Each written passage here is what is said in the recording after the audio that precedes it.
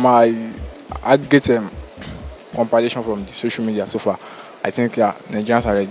This society we are now, people we are now looking for the younger generation to come and take charge to rule the nation.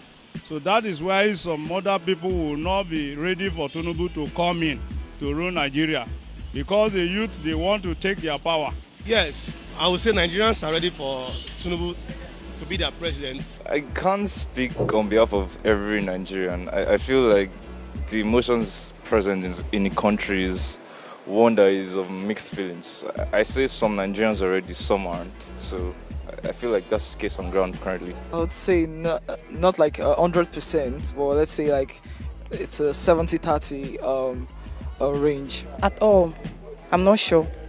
They are not ready at all.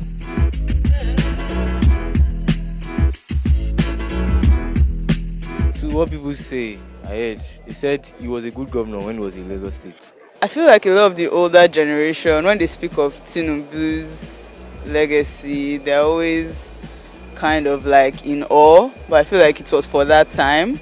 I feel like right now we probably need far more than what they are expecting. Exactly, the new generation needs something far more. Actually, I would say my own personal assessment is that I noticed that Tinubu is a great man and he's the man of his word. So we believe also that he will do a good job. That's what I just noticed about it.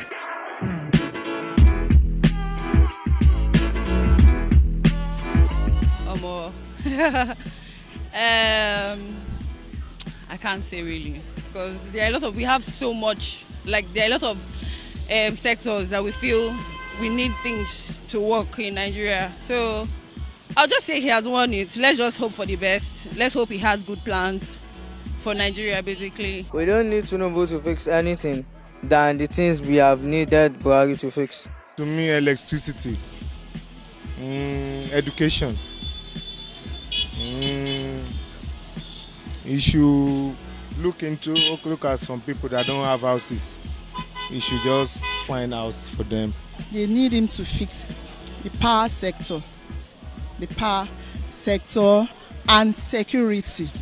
You know, the problem of insecurity in Nigeria is too much. People are really scared of coming, especially people in diaspora. They are really scared of coming to Nigeria. So that security problem and power, that is what he should check when he gets to power. I think for youth, I think they need jobs, yeah. But for everybody needs money. So if they can provide a lot of money, so we're good. The important thing I feel Nigeria was to finish, number one is the economy. Because Nigeria economy is very, very bad. So I think that's the main priority, economy. I think electricity. I begin by thanking President Muhammadu Buhari. Ali bin Abi Talib said, power does not change a man, it reveals a man. In 8 years of stewardship, you were subjected to the most cruelest of attacks. You were demonized. You were dehumanized. You were even robbed of your humanity. You are called the brain of Sudan. But never for a single moment did you harass or use any extrajudicial means to extract vengeance.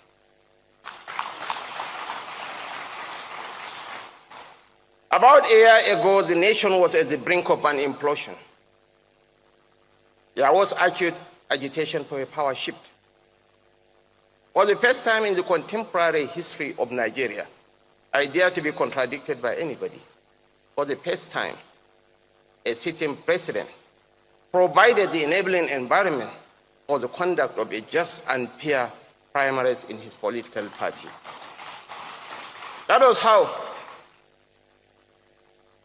President-elect Ashwaju Bola Ahmed Tinubu emerged as the flag bearer of the APC. And as H.S. Aga said, the truth that sets men free is most often the truth that men prepare not to hear.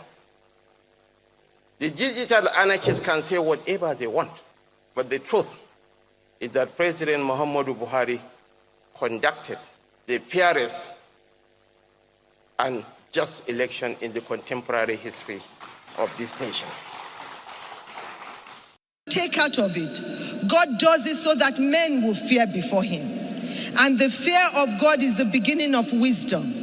Today we have heard in the Psalm 133 verses 1 to 3, except there is new unity, blessings cannot flow down. This is the time for Nigeria to come together, for us to be renewed in our hope again. To hope in Nigeria, young children have sang here today. They are expecting the best for Nigeria. Nigeria's wealth is the common wealth of all. It belongs to everyone. God has blessed my family. We don't need the wealth of Nigeria to survive, but to do the right thing. And I promise you on this altar that with your help, with the help of God, we will set this nation on the right path. We need your prayers. We need your prayers. I can tell you, I for one am a silent worker. I'm not a noisemaker, but I listen and I hear. It's not out of pride, but it's about what the journey has melted on us. We've been bruised. Our body is not like the same again. But once the spirit is strong, the Bible said, if the spirit is there, it will sustain your infirmity. But when the spirit is gone, who can stand? But the spirit of God is in us. We will do the right thing by the grace of God. We need your prayers. We need your prayers. We need the prayers of the church. We need the mosque. We need everybody to pray to that one God who we just read in Ephesians, that is one God of all. Is not a God, for is a God of all flesh, is sovereign, and he sits in heaven. He does as he pleases. And in conclusion, I think I will end with that last verse of Ephesians 4 verse 6. Is one God, Father of all, who is above all, and through all, and in all, in you all, is in every of his creation. And we want to thank you all for coming out today. Thank our fathers of faith and our mothers of faith. God bless you. God will continually renew your strength. You have prayed for this nation, and so it shall be. But the little oil that God placed on my head, I pray over this nation. There shall be peace in our borders. This land shall be prosperous, and it will grow in leaps and bounds.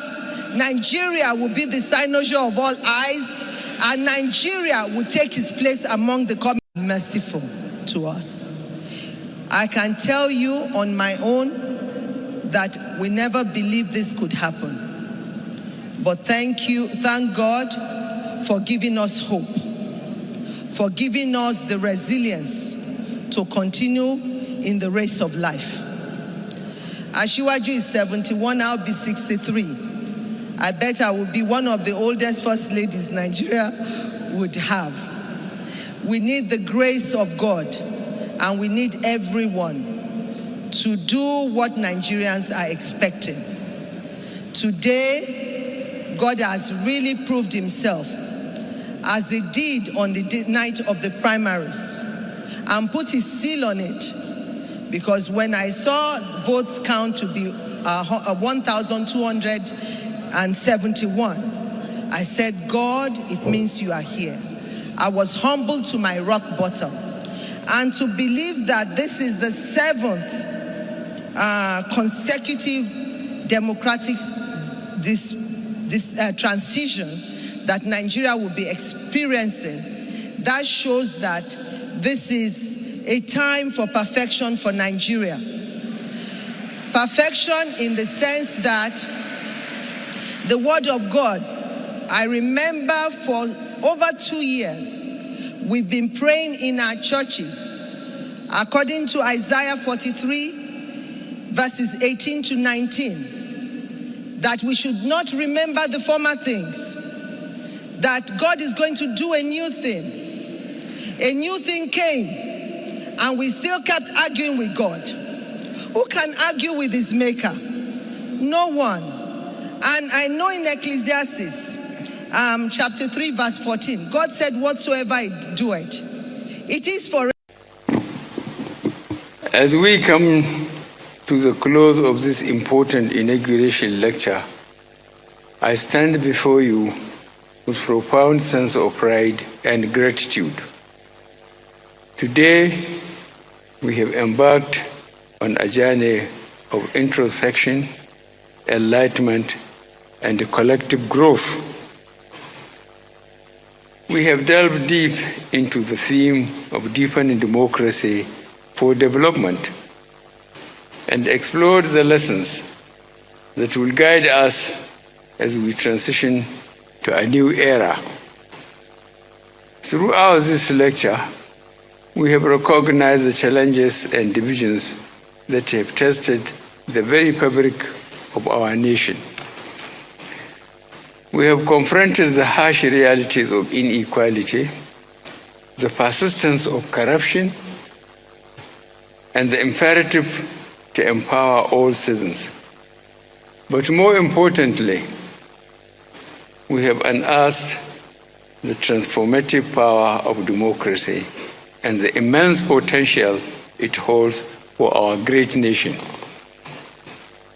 In the course of this lecture, we have learned that democracy is not merely a system of governance. It is a way of life. It requires active participation, inclusivity, and relentless pursuit of justice and fairness. We have understood that true democracy thrives when the voices of all citizens are heard, valued, and represented, regardless of their background or social status. The underlying philosophy of this lecture has been rooted in the belief that our nation's progress rests on the pillars of unity, inclusivity, and shared responsibility.